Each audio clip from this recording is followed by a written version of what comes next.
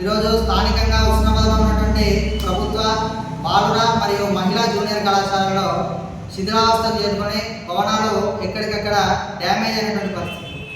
ఆ యొక్క శిథిలావస్థకు చేరుకున్నటువంటి కట్టడాలను వెంటనే మరమ్మతు చేసి సుందరీకరణ చేసి విద్యార్థులకు అందజేయాలని, లేని ఏడల కొత్త భవనాలను నిర్మించి విద్యార్థులకు అందిస్తే మరీ మంచిదని చెప్పేసి విద్యార్థి పరిషత్ ఉన్నది.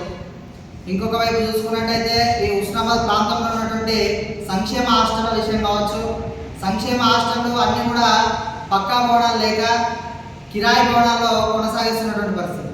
ఈ యొక్క కిరాయి భవనాలు కూడా అద్దెలు కట్టలేని పరిస్థితుల్లో ఈ యొక్క హాస్టల్ ఉన్నాయి.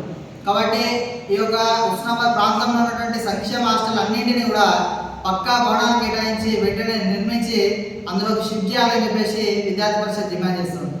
ఇంకొక వైపు చూసుకున్నట్టయితే ఈరోజు మోడల్ స్కూల్ ఏదైతే ఉస్నాబాద్ నడిబొట్టున ఉన్నదో ఆ మోడల్ స్కూల్లో ఈ యొక్క ఉస్నాబాద్ ప్రాంతానికి సంబంధించిన పూర్తి వర్షపు నీరు కావచ్చు, డ్రైనేజ్ వాటర్ కావచ్చు ఆ యొక్క ఆవరణలో చేరుకొని విష జ్వరాలకు బారిన పడుతూ ఉన్నారు విద్యార్థులు.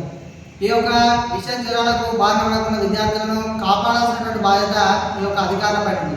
కాబట్టి ఎక్కడైతే ఈ మోడల్ స్కూల్ చుట్టుపక్కల ఉన్నటువంటి మురుగునీటి ఈ యొక్క కుంటలు ఉన్నాయో వాటిని వెంటనే మట్టితోటి నింపి విద్యార్థులకు ఒక మంచి మోడల్ స్కూల్లో అందించాలని చెప్పేసి విద్యార్థి పరిషత్ డిమాండ్ చేస్తుంది.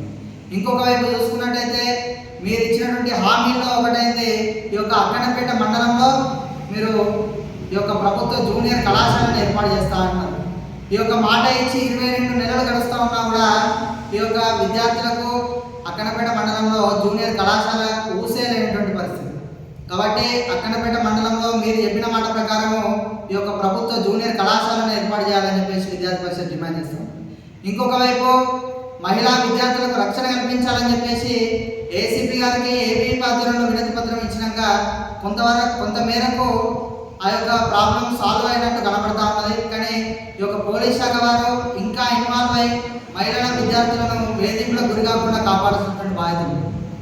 ఈ యొక్క విద్యార్థి పరిషత్ ఈ యొక్క హాస్టల్ విషయంలో కావచ్చు, ఈ యొక్క ప్రభుత్వ జూనియర్ కళాశాలకు పక్కా భవనాల విషయంలో కావచ్చు, లేకపోతే మండల కేంద్రంలో జరుగుతున్నటువంటి మహిళలపైన జరుగుతున్నటువంటి విషయాన్ని పోలీస్ వారికి దృష్టికి తీసుకెళ్లడంలో కావచ్చు, లేకపోతే అక్కన్నపేట మండలంలో ప్రభుత్వ జూనియర్ కళాశాలను ఏర్పాటు చేయాలన్న విషయం కావచ్చు, ఈ అన్ని స్థానిక విద్యారంగ సమస్యలపైన అనేక సార్లు స్థానిక అధికారులకు ఈ యొక్క జిల్లా విద్యాధికారులకు వినతి పత్రాలు అందజేసినప్పటికీ కూడా ఈ యొక్క ప్రభుత్వ అధికారులు ఈ యొక్క సమస్యను పట్టించుకోకుండా విద్యా వ్యవస్థను పూర్తిగా నిర్వీర్యం చేస్తూ ఉన్నాం.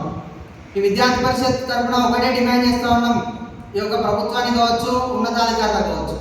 గత ప్రభుత్వం ఏదైతే ఉన్నదో విద్యార్థులను నిర్వీర్యం చేసినందుకు, విద్యార్థులను పట్టించుకోకపోవడం వల్లనే వాళ్ళ యొక్క పార్టీ ఈరోజు భూస్థాపితమై మీకు పట్టాలపై ఈరోజు మీరు కూడా అదేవిధంగా ఒక మంత్రి ఉండి ఇంతకుముందు సామాన్య ఎమ్మెల్యే నుండి కూడా పట్టించుకోలేదు, అతన్ని ఓడగొట్టి మీకు పట్టం కట్టింది ఉస్నాబాద్ ప్రాంతం. కాబట్టి మీరన్నా ఇప్పటికైనా పట్టించుకోవడం దీన్ని అభివృద్ధి చేస్తారని చెప్పేసి 22 నెలలుగా విద్యార్థి పరిషత్ వేచి చూసింది. కానీ 22 నెలలు గడుస్తున్నప్పటికీ కూడా విద్యా వ్యవస్థను పూర్తిగా పట్టించుకోకుండా నిర్వీర్యం చేస్తూ ఉన్నారు.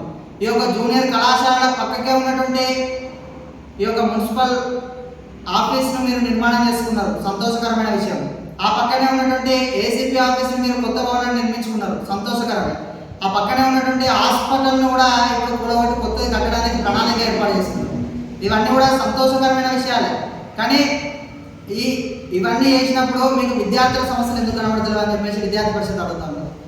ఆ మధ్యలో ఉన్నటువంటి ప్రభుత్వ బాయ్స్ గర్ల్స్ జూనియర్ కాలేజీలో కూడా నూతన భవనాలను కేటాయించి వెంటనే ఈ యొక్క పాత భవనాలను తొలగించి కొత్త భవనాలను నిర్మించాలని చెప్పేసి విద్యార్థి పరిషత్ డిమాండ్ చేస్తాము. ఇంకొక వైపు ఇంజనీరింగ్ కళాశాలను ఉస్నాబాద్ తీసుకొచ్చినందుకు సంతోషకరమైన విషయమే. కానీ ఆ యొక్క ఇంజనీరింగ్ కళాశాల విద్యార్థుల కోసం మీరు ఏదైతే హాస్టళ్లను ఉన్న హాస్టల్ని సర్దుబాటు చేయడం సరికాదు. అభివృద్ధి అంటే ఉన్న వాటిని సర్దడం కాదు, కొత్త హాస్టల్ను మీరు ఉస్నాబాద్కి కేటాయించండి. ఎస్సీ పోస్ట్ మెట్రిక్ హాస్టల్ ఈ యొక్క ఉస్నాబాద్ ప్రాంతంలో లేదు అన్న విషయాన్ని దృష్టిలో పెట్టుకొని ఎస్సీ పోస్ట్ మెట్రిక్ హాస్టల్ని వెంటనే కేటాయించాలని చెప్పేసి విద్యార్థి పరిషత్ డిమాండ్ చేస్తూ ఉన్నాం. మరొకసారి చెప్తా ఉన్నాము, గత ప్రభుత్వం లాగా విద్యా వ్యవస్థను పూర్తిగా నిర్వీర్యం చేయాలన్న ఆలోచన కనుక మీ లోపల ఉంటే విద్యార్థి పరిషత్ ఇన్ని రోజులు చేసినటువంటి ఉద్యమాలకు, మీ కేసులకు, మీ ఉడత ఊపులకు, తాటాకు చప్పులకు భయపడేది కాదు. ఇంకెన్ని కేసులైనా కూడా ఈ విద్యార్థి లోకం కోసం విద్యార్థి పరిషత్ నిలబడడానికి సిద్ధంగా ఉన్నాం. ఈ విద్యార్థి లోకాన్ని మన యొక్క సమస్యలను మనం పరిష్కరించుకోవాలని చెప్పేసి విద్యార్థి పరిషత్ ముందుకు పోతా ఉన్నాం. ఏ ఒక రాజకీయ పార్టీకి సంబంధం లేకుండా విద్యార్థి పరిషత్ ఈ యొక్క సమస్యని పరిష్కరించమని మీకు ఈ సందర్భంగా తెలియజేస్తా ఉన్నాం. అయ్యా మంత్రి పొన్నం ప్రభాకర్ గారు, ఇప్పటికైనా మీరు చొరవ తీసుకొని ఈ హుస్నాబాద్ ప్రాంతంలో విద్యా వ్యవస్థను పటిష్టంగా నిర్మించడానికి ఇప్పుడు మీకు చెప్పినటువంటి సమస్యలన్నింటినీ కూడా పరిష్కరించాలని చెప్పేసి విద్యార్థి పరిషత్ డిమాండ్ చేస్తూ ఉన్నది. లేని ఎడల మొన్నటి వరకు క్యాంపస్ ముట్టడి చేసిన కావచ్చు, ఇప్పటి నుంచి ఈ సమస్యలను పరిష్కరించకపోతే మిమ్మల్ని హుస్నాబాద్ నియోజకవర్గంలో ఎక్కడ కూడా తిరగనీయమని చెప్పేసి విద్యార్థి పరిషత్ హెచ్చరిస్తూ ఉన్నది. కాబట్టి వెంటనే ఈ యొక్క సమస్యలను పరిష్కరించి విద్యార్థులకు నాణ్యమైన విద్యను అందించే దిశగా మీరు చొరవ తీసుకోవాలని చెప్పేసి విద్యార్థి పరిషత్ డిమాండ్ చేస్తూ ఉంది.